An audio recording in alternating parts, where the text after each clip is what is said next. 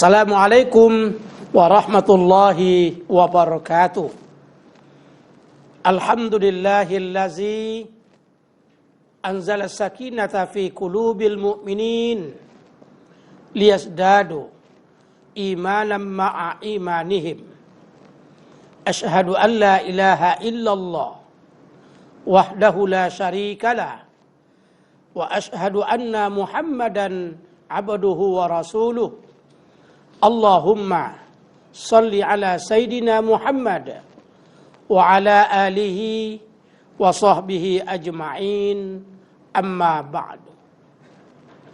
Kaum muslimin dan kaum muslimat, shaimin dan shaimat yang dimuliakan Allah Subhanahu wa ta'ala. Bersyukur kita kepada Allah Subhanahu wa ta'ala yang selalu mencurahkan nikmat dalam kehidupan kita, terutama nikmat iman dan Islam. Semoga membawa kehidupan kita selamat di dunia dan selamat kehidupan hari akhirat. Amin.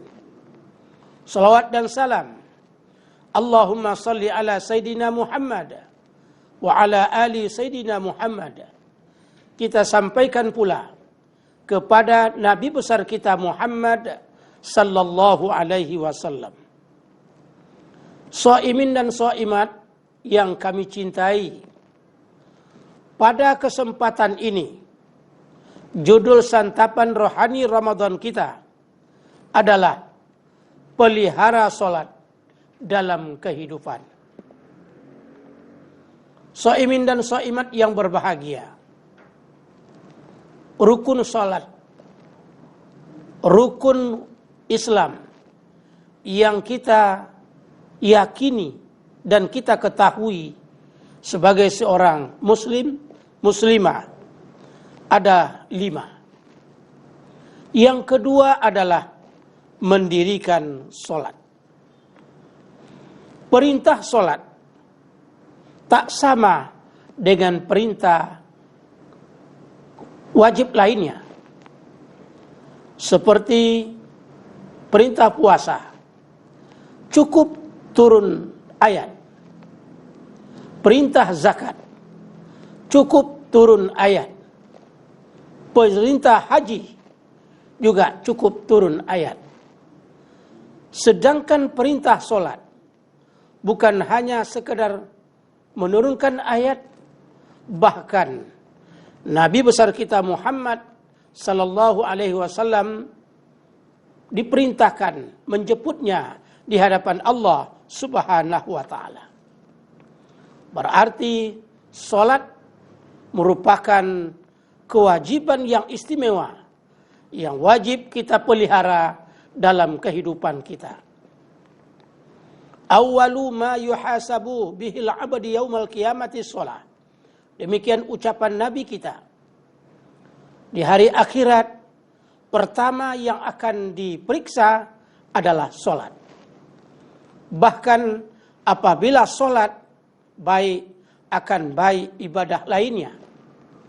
Apabila salat itu rusak, akan rusak ibadah lainnya. Kunci ibadah dalam kehidupan seorang muslim, muslimah adalah salat. Makanya salat wajib kita pelihara di dalam kehidupan kita. Di dalam Al-Quran, kita umat Islam sangat populer selalu membaca dan mendengar. Baik bacaan kita sendiri maupun disampaikan oleh para ulama kita. Firman Allah, A'udzubillahi minasyaitonirrajim. Bismillahirrahmanirrahim. Wa aqimus shalah wa atuz zakah warka'u ma'ar raki'in. Dirikan salat, tunaikan zakat, dan rukulah kamu bersama orang-orang yang ruku. Tegas dikatakan Allah dalam Al-Quran dalam ayat ini, wa aqimus shalah, dirikan salat. Di awal dulu kita belajar agama, kita selalu mendengar ucapan Nabi atau yang disebut dengan hadis disampaikan oleh para guru agama kita di sekolah. Nabi bersabda, "As-salatu imaduddin." Salat adalah tiang agama. Paman aqamaha faqad aqamaddin. Menegakkan salat menegakkan agama. Wa man tarakaha faqad hadamaddin. Meninggalkan salat merobohkan agama. Shaimin dan shaimat yang berbahagia. Juga dalam hadis dikatakan oleh Nabi, bainar rajuli wa bainal kufri tarkus shalah. Bedanya orang Islam dengan orang kafir adalah salat. Juga kembali di awal dulu kita belajar agama dari kecil. Hadis Nabi disampaikan oleh para guru agama kita. Sabda Nabi, as-salatu miftahul jannah. Salat adalah anak kunci surga. Kita wajib percaya surga itu ada, neraka itu ada. Surga punya kamar. Setiap kamar punya pintu. Setiap pintu punya kunci. Bisa masuk apabila kita memiliki kuncinya. Kunci surga untuk masuk adalah salat. Makanya salat tidak boleh kita abaikan dalam kehidupan kita. Para ulama kita juga berkata, salatlah kamu sebelum kamu disolatkan. Kaum muslimin dan kaum muslimat yang kami cintai, salat adalah kebutuhan dalam kehidupan kita. Bahkan salat adalah doa. Termasuk di antaranya doa yang sangat baik adalah doa di dalam salat.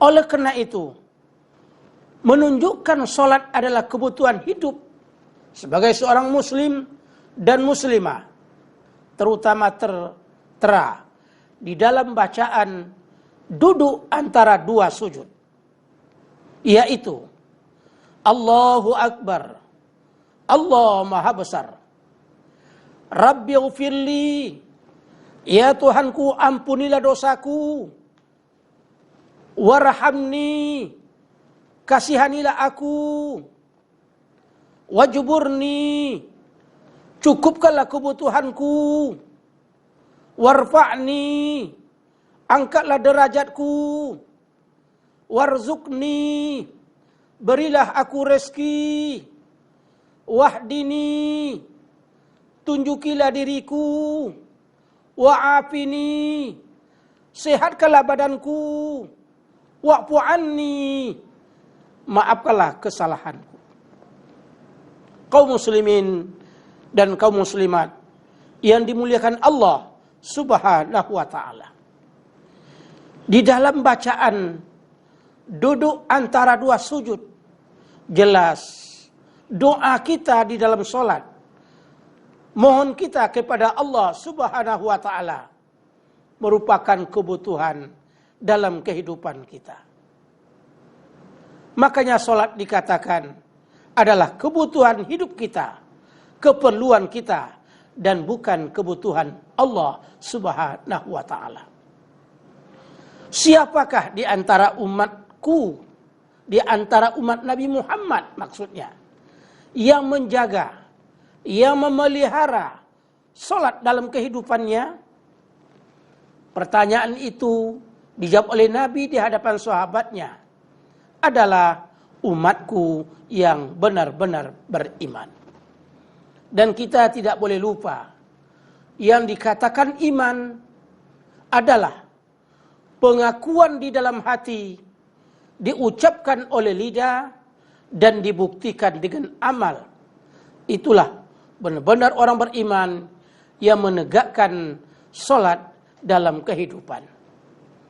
Oleh karena itu kaum muslimin dan kaum muslimat yang berbahagia. Marilah kita pelihara solat dalam kehidupan.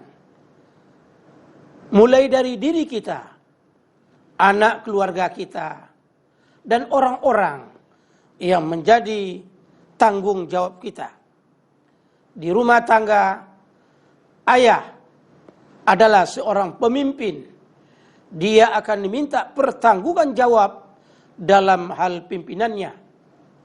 Maknanya, jangan sampai membiarkan keluarga yang di bawah tanggung jawabnya mengabaikan sholat dalam kehidupan. Wal mar'atu ra'iyatun fi baiti zawjiha wa hiya mas'ulatun ar-ra'iyatiha. Ibu di rumah tangga adalah seorang pemimpin. Dia akan minta pertanggungjawaban jawab dalam hal pimpinannya. Seorang ibu, jika suaminya tak berada di rumah, jauh bekerja, menjadi kewajibannya mengingatkan, menyuruh anak-anaknya untuk mendirikan sholat dalam kehidupan. Sholat wajib, sholat fardu, mulai dari isya, subuh, sholat zuhur, sholat asar, dan sholat maghrib. Pentingnya dan wajibnya kita memelihara sholat dalam kehidupan. Hendaklah kita lakukan sholat ini dengan baik, dengan sempurna, sehingga doa kita kepada Allah Subhanahu wa taala menerima ibadah, khususnya ibadah sholat yang kita lakukan dengan ikhlas karena Allah Subhanahu wa taala. Sebagai kesimpulan, di dalam santapan rohani Ramadan kita pada saat ini, marilah kita memelihara sholat dalam kehidupan. Demikian santapan rohani Ramadan kita. Mudah-mudahan bermanfaat. Segala kekurangan kami menyampaikan mohon maaf. Walafu minkum. Wallahu waliyut taufiq wal hidayah.